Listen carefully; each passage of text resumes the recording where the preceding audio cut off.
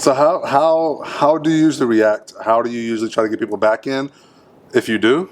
Or when someone leaves, do you ever try to get them to come back?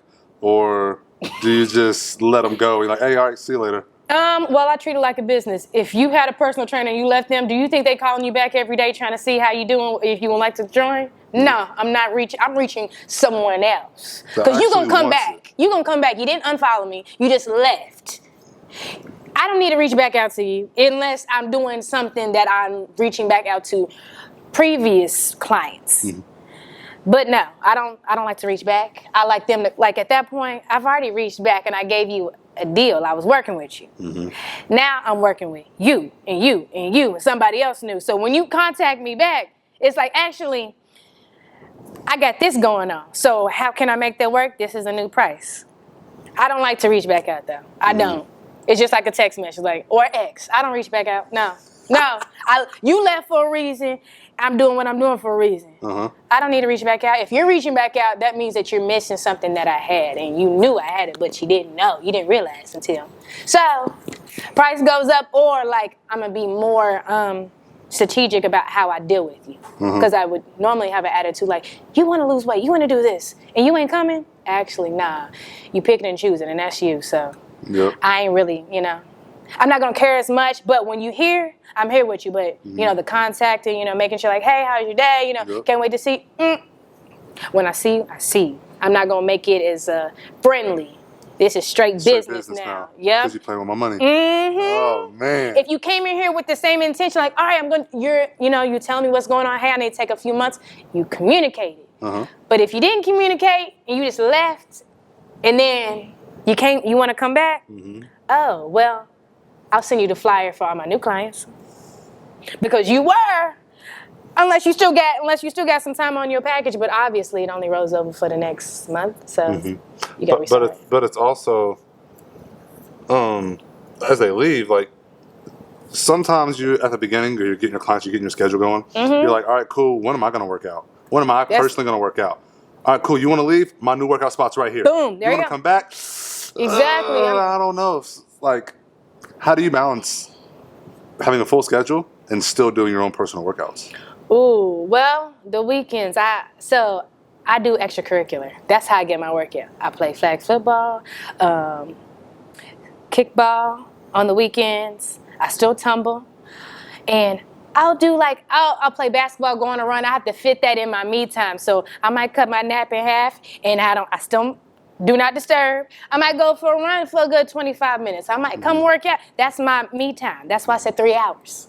I'm not asleep all 3 hours, but I am not available during that time. And every day there's at least 3 hours that I'm not available until I start working in the school system. And then it's literally like, you're not going to catch me until the afternoon. So That's my only time that I got for you. And Friday, I'm going to work out. You're going to have to pay me double. And if you don't want to do that, that's cool. I'm good. I'm great. My time is my time. You can catch me on Sundays after my flag football game. So I work out at least like 2 to 3. I try to make it 2 to 3. Mm-hmm. If I don't, I definitely do 2.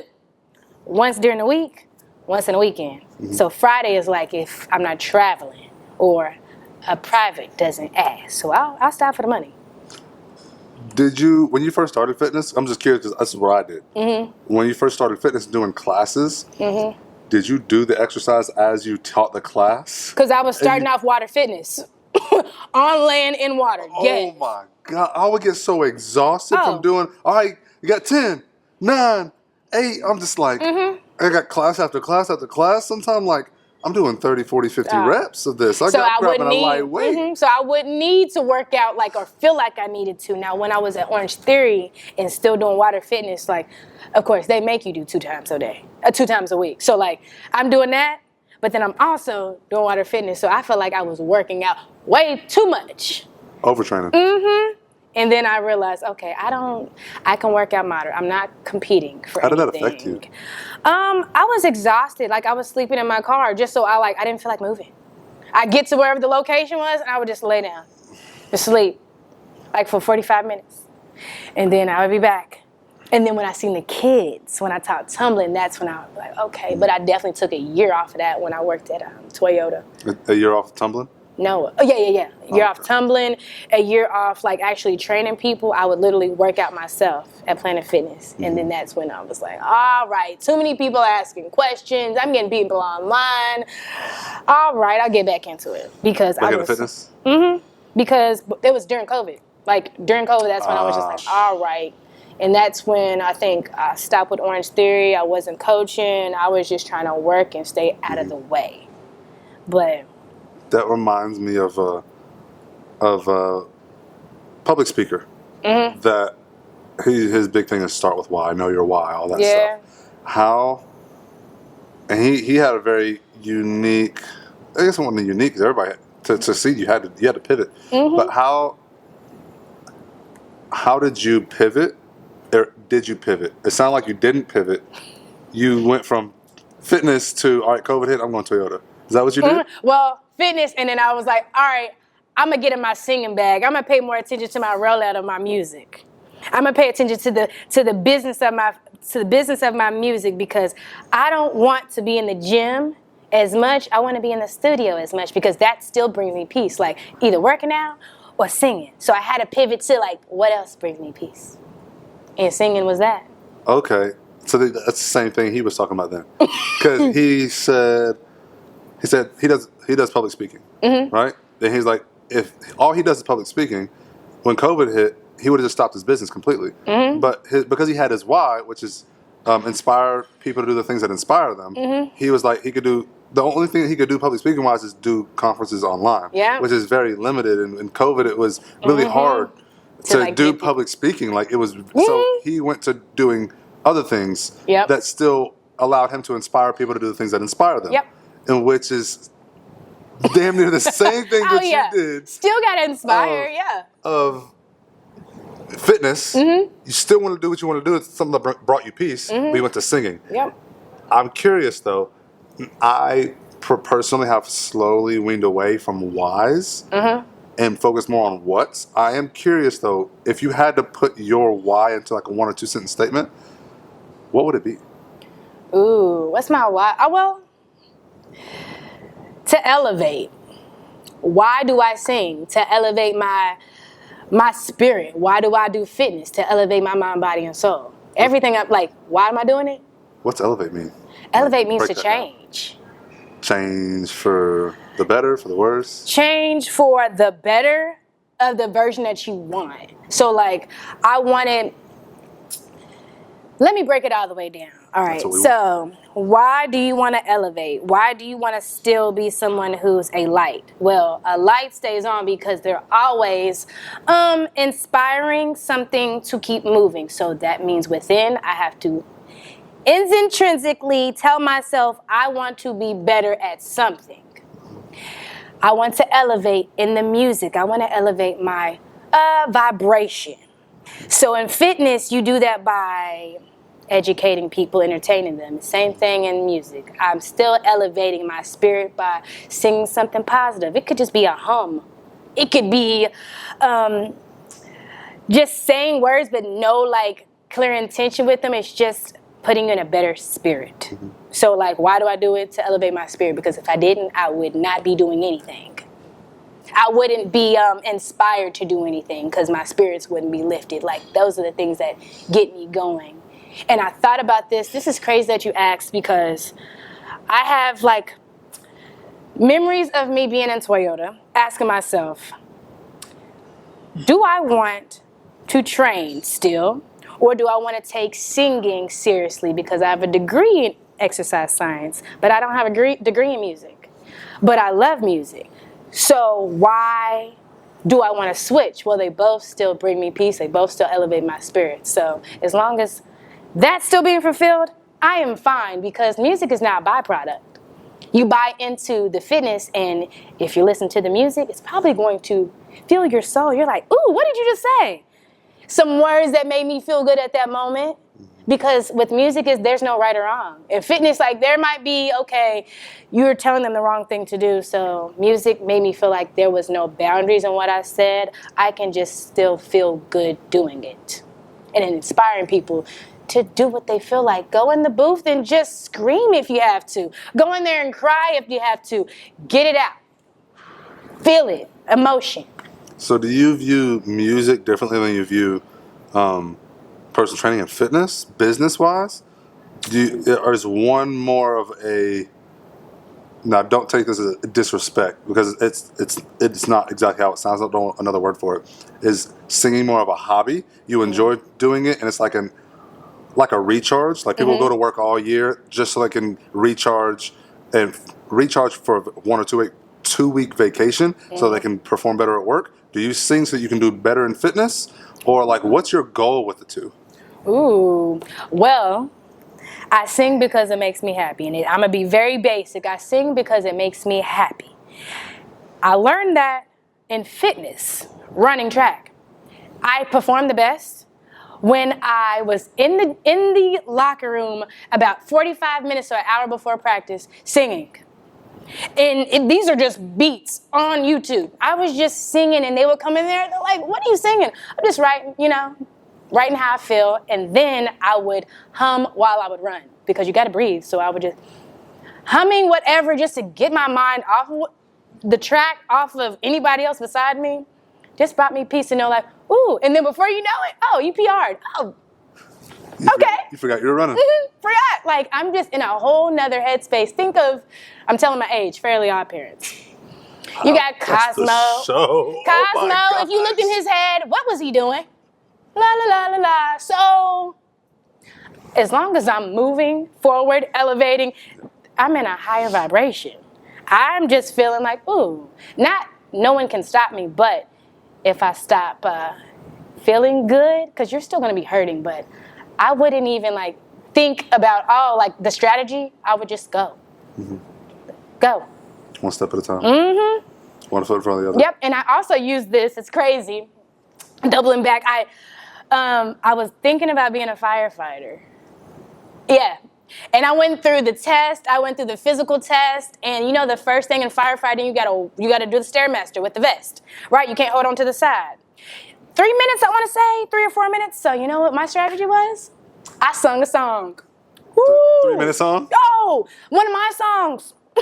I was just singing the song, going up. I'm like, I'm just gonna take myself out of this because I have 75 pounds on me. Yeah. 75? Yep. They put the 50-pound vest and then they add 25 on there. And then when you get off, they let you take the 25 and then you still got to finish the rest. Yeah. So you can't hold on to the sides, and then they don't, there's no timer. You just go. Just walk. So I knew if I sung one of my songs that was about 3 minutes, I'd be fine. Had to get myself through it. And it was my music that got me through it. I didn't hear anybody. I was just singing saying the words to motivate myself through it. So music definitely saved me, or saves me when it comes to I don't know if I can get through this. I don't know if I can do it. Yes, you can. Just sing the song. Sing it. Get it out. And then before you know, all right, next thing. Okay. It's like a recharge. A reset. Definitely. And I think when I PR'd in college, I was definitely singing a song. One of my teammates was like, "You beat me and you normally are in your head." I said, "I was singing." She said, "Oh, you need to sing more often." Hey. Crazy. And at that point, that was my junior year.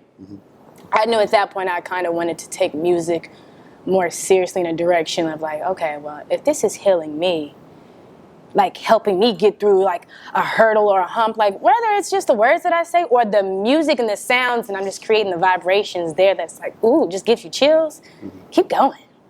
You're just scared of your own shadow. And then other girls, guys, they're like, "Man, that really did help me though. I was mad at my mom. I was mad at the world." You're not gonna go to the gym, but you might turn that song on real quick. And that might motivate you to get up and do something. That's great. I love that.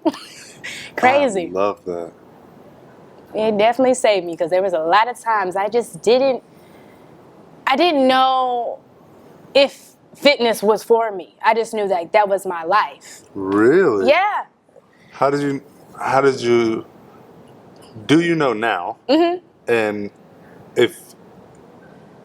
do you know now, and what made you shift back to fitness after Toyota? Ooh, well, I still loved working out. And I would still get people contacting me saying, hey, are you still coaching? Are you still doing this? So if anyone ever asks, are you still doing something? That either makes me think, dang, I do kind of miss it. And it's not that bad. I love doing it, but does it make me feel good at the end of the day? I like I said, I like educating people. I like teaching them about themselves. And then I knew when I was at Toyota, I knew that I had a hobby and I knew I had a degree. And I knew that I could make them both work for me as long as I had a focus and I knew why I was doing it. So I knew I still wanted to train and I still had a gift to give. All of the athletic abilities, all these accolades, I could care less about them. I want to help mold you into the best version of you. And sometimes that music might inspire you. So I thought about it. I'm going to take fitness more seriously because I look and I feel motivated in fitness because I love the way I look and the way others make me feel when I go and do something like playing flag football. Like, oh, you still work? I'm not lifting the same that I was before, but I can still move. I can still groove. I can still do what I want to do. And then I might pop out a song, pop out in song. So just making my spirits a little bit, happy. And that's just all I am. That's all I've, if you ask my mom, she'll be like, you know what? She would always say, I'm just happy. Like, why? I don't know, just a little song I was singing. Okay, well, you got to play basketball today. Yeah, I got to move. Just energizing my spirits with some vibration, positive things. So I felt like fitness was positive, music was positive, as long as I could find a way to mold them in a way that either was going to speak to you here, whether it was the words that I said or the humming or what I taught you in the gym. And you're like, dang, you was right about that. But also that song that you were talking about, that connected so well. I'm like, well, that's what I do. I make a connection. So either you're going to buy into something. You're going to buy into how you feel with the music or how you feel working out. How you look, feel, all of that. So everything that I do just mirrors the things that I put out. Your good actions match your words. So that's why I do it. Because I live and breathe that. So I'm like, they don't have to be in two different lanes. They can be two different pages, but I know that I'm going to reach you one way and it's going to circle back to the other. That's so neat. A question came up as you were talking about influences, right? And your whys. Do you think the order in which you were born, you have siblings, right? You have Linda. Do you have any other siblings? I have a younger sister. I'm the oldest, though. Do you think the fact that you were the oldest shaped how you thought? Yes. Shaped your mentality, shaped your mindset? In what way? I think in a positive way. I always said I wish I had an older brother. Just for extra eyes around me. But I love being an older sister because I can be the first to try something. There is no blueprint. I'm going to figure it out. If it doesn't work, at least I fail a couple times. And then, they can see, oh, well, she's always happy. What is she doing? I'm happy doing what I love doing. So if you don't love doing it, why are you doing it? Why are you doing it? So being able to show them and give them the blueprint. Because I was one of those who liked to do a lot. And there were some doors shutting hey, you cannot do 2 sports. Who cannot? Who can't? Why? Why can't they? Well, is it because they're not good enough, or is it because the seasons are in this they're in the same season? What if we can make a deal? What if I can cheer during this time and play basketball during that time? And if I prove to you that I'm good in both, who's going to be mad? A parent? An admin?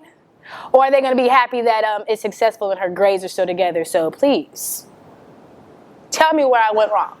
So now my sisters are like, all right, well, as long as you do X, Y, and Z, you'll be good.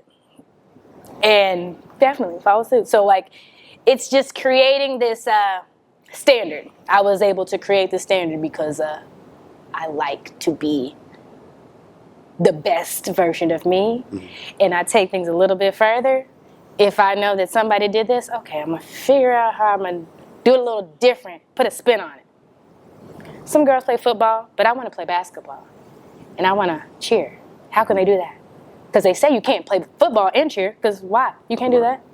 All right. Well, what about when it comes to basketball season? There's only one season. Cheers all year. We can make a deal, can't we?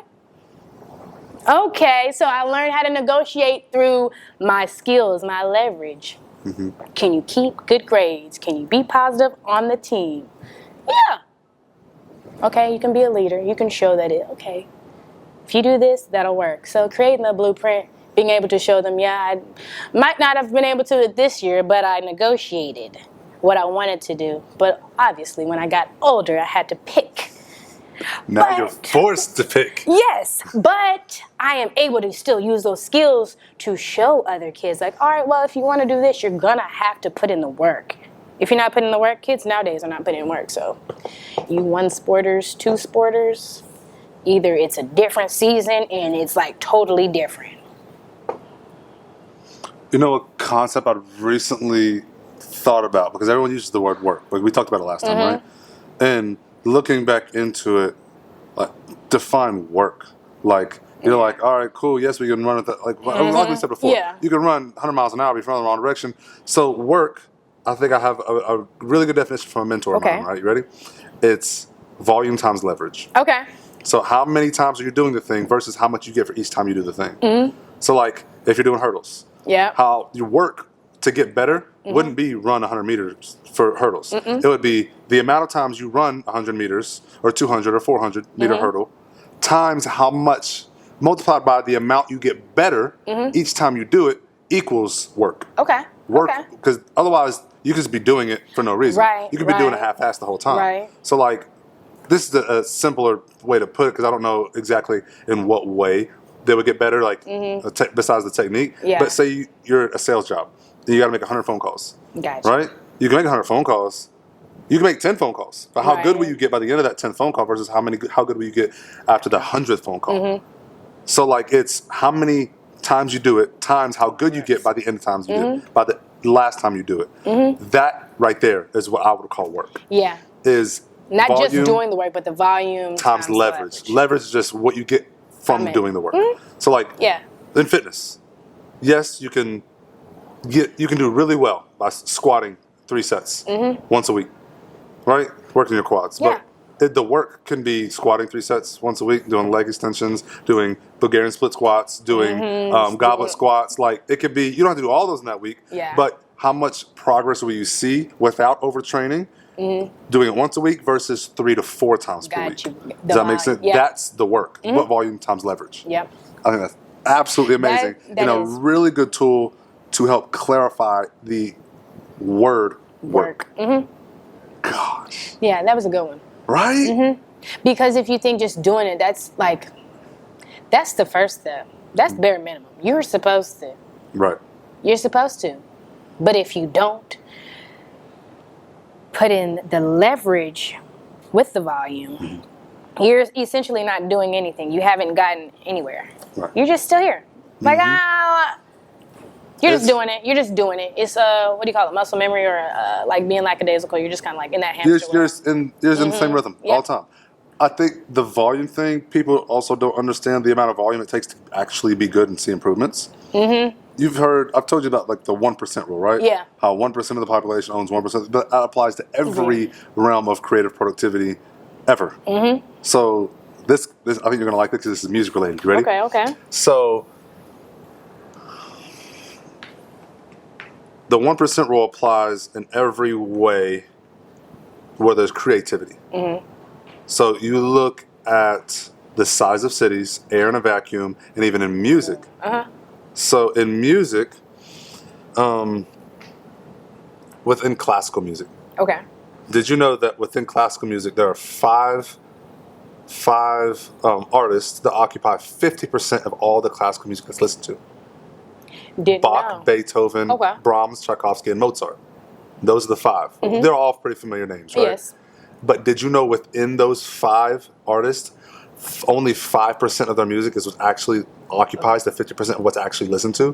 Which means out of all the hundreds of songs that they've made, only 5% is what occupies everything that's listened to. Let's get a more of a modern analogy. Drake. How many albums has Drake put out? Shoot, maybe 5. Oh, then how many songs has he put out? Mixtapes, singles, all those. Millions, a millions, lot, right? millions. But among all of his songs, how many of them hit that 1%? How many are the top on the charts, right?